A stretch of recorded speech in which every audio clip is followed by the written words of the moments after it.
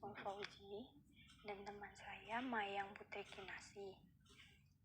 Kami dari kelompok 3, materi yang ingin kami sampaikan yaitu lingkungan yang mempengaruhi pemasaran.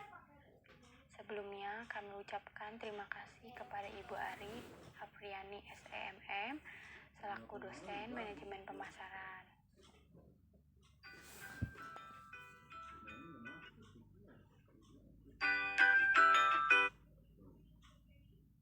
Masuk materi lingkungan pemasaran.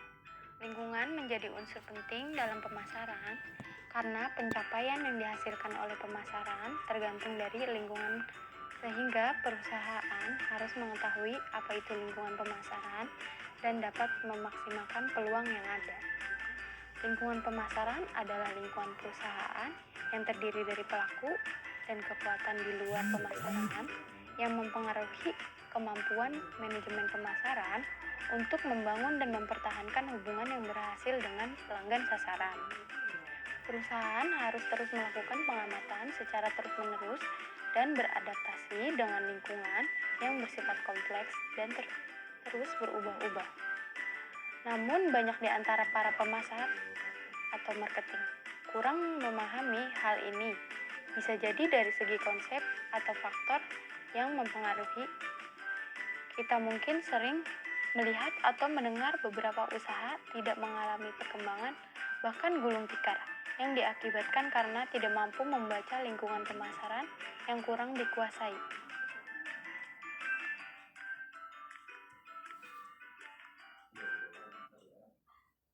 Lingkungan pemasaran dibagi menjadi dua, yaitu lingkungan mikro dan lingkungan makro.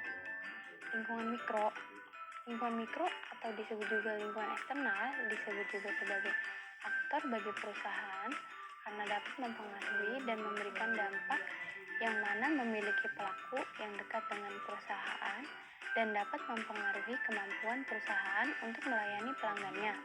Lingkungan mikro pemasaran terdiri dari perusahaan, pemasok, perantara pemasaran, pasar pelanggan, pesaing, dan masyarakat.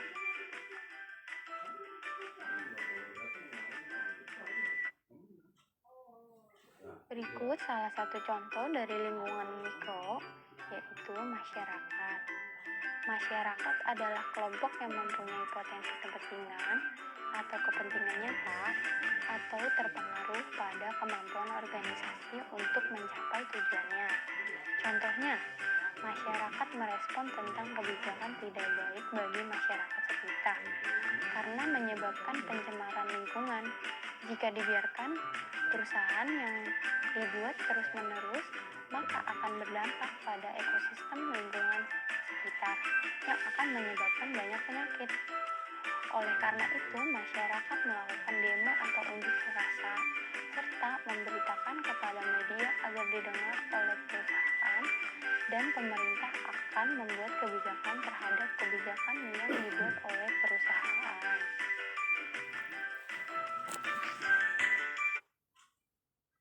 Masuk materi lingkungan makro.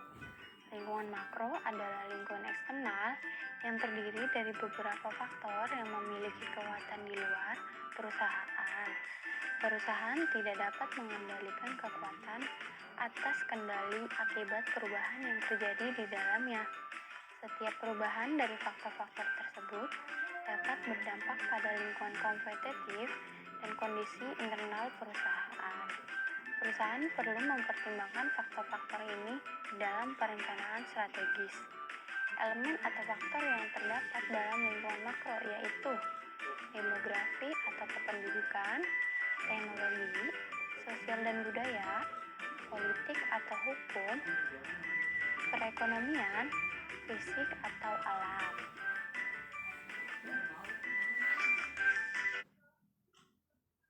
Berikut salah satu contoh dari lingkungan makro, yaitu teknologi. Perkembangan teknologi sangat cepat seiring berjalannya waktu. Oleh karena itu, teknologi dapat dikatakan sebagai salah satu faktor pendorong kemajuan suatu perusahaan, sehingga setiap perusahaan dalam persaingan selalu menggunakan teknologi terbaru agar tidak tertinggal oleh kompetitor lainnya. Dengan datangnya internet, perubahan dinamika berlangsung dalam 14 waktu yang semakin cepat dan skala yang semakin meluas. Masyarakat akan memiliki kemampuan dalam menerapkan penggunaan teknologi karena perkembangan zaman yang memaksanya. Contohnya, pada zaman dahulu, ingin mendengarkan musik kita menggunakan kaset pita yang dihubungkan ke radio. Setelah itu kita bisa mendengarkan musik. Seiring berjalannya waktu dan majuan teknologi, mendengarkan musik mulai dapat sambil menonton videonya menggunakan CD player yang dimasukkan ke dalam DVD atau VCD dan disambungkan dengan TV. Semakin majunya perkembangan teknologi, saat ini mendengarkan musik bisa di mana saja dan kapan saja.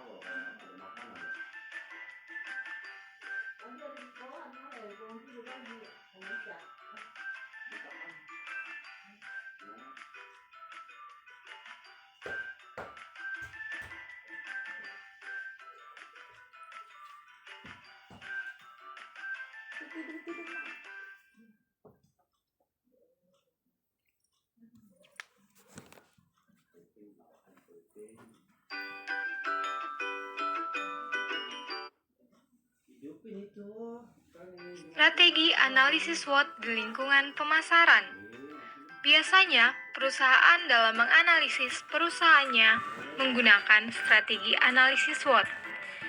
Analisis SWOT adalah metode analisis perencanaan strategis yang digunakan untuk memonitor dan mengevaluasi lingkungan perusahaan, yang mana dapat mengidentifikasi faktor eksternal yang mendukung dan tidak mendukung bagi perusahaan.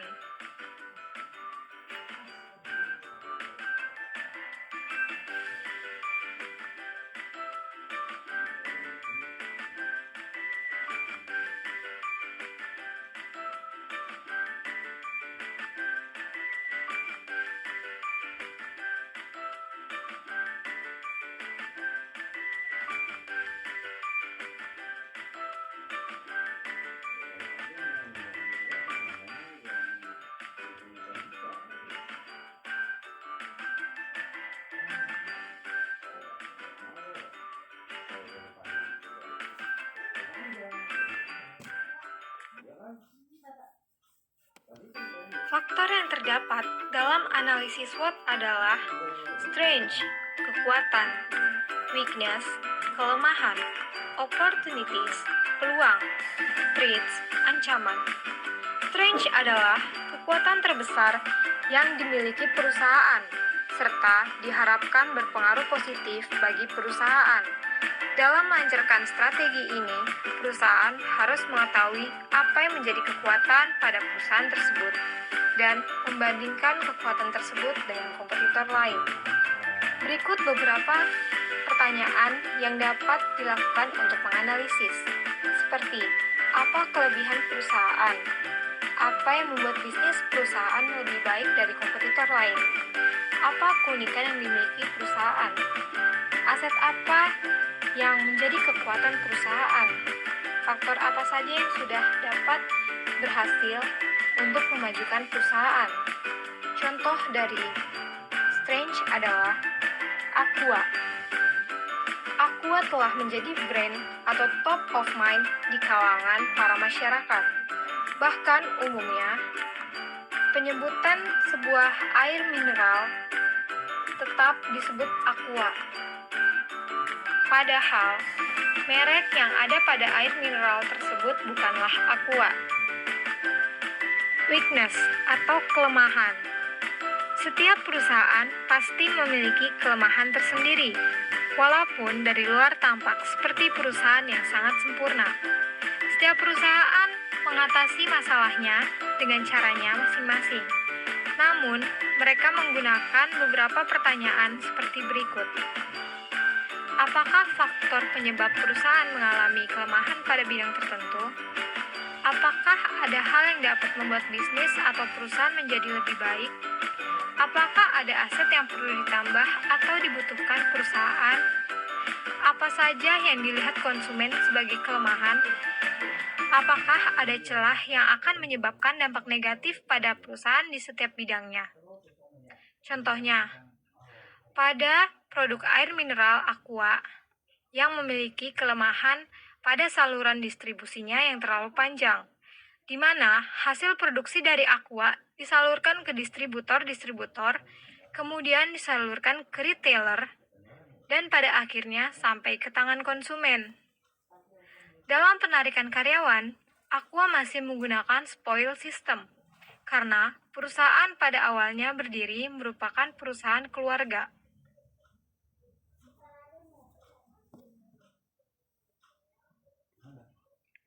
Opportunities, peluang. Pebisnis, pengusaha serta perusahaan harus jeli terhadap peluang yang ada untuk menciptakan dan mengembangkan sebuah produk baru sehingga perusahaan akan merasakan dampak positif yang terjadi baik dalam rasio besar maupun dalam rasio kecil. Cara perusahaan menciptakan sebuah peluang adalah apakah tren bisnis yang sedang berkembang saat ini relevan diaplikasikan pada perusahaan? Adakah cara atau event yang bisa dilakukan dan dimanfaatkan perusahaan dalam mengembangkan bisnis? Apakah ada aturan yang mempengaruhi perusahaan dan memberikan dampak positif? Contoh peluang yang terjadi pada perusahaan merek Aqua. Produk Aqua ditujukan untuk semua kalangan, mulai dari anak-anak hingga dewasa, dan golongan tua, mulai dari pejabat hingga rakyat biasa, mulai dari kalangan menengah, kalangan atas, dan kalangan bawah. Hal ini dikatakan bahwa air mineral itu sangat dibutuhkan oleh semua orang. Threats, ancaman. Semua perusahaan, setiap bisnis pasti memiliki ancaman tersendiri. Hanya perusahaan yang baik yang dapat mengatasi masalah dan ancaman yang ada. Jika perusahaan salah mengambil langkah dan keputusan, maka perusahaan akan mengalami kerugian bahkan kebangkrutan. Cara yang ditempuh perusahaan untuk meminimalisir serta mencegah adanya ancaman adalah kendala masalah apa saja yang sedang dihadapi perusahaan. Apa saja solusi yang telah dilakukan demi menuntaskan setiap kendala dan masalah itu? Apakah perilaku konsumen berubah dan berdampak negatif pada perusahaan? Contoh ancaman pada produk air mineral Aqua. Adanya produk palsu di pasaran yang menggunakan label Aqua. Hal ini akan membuat citra Aqua menjadi turun. Munculnya beragam merek air mineral dalam kemasan baru. Hal ini menjadi ancaman tersendiri bagi Aqua. Biaya pengiklanan yang mahal, serta tidak stabilnya nilai tukar rupiah terhadap mata uang asing.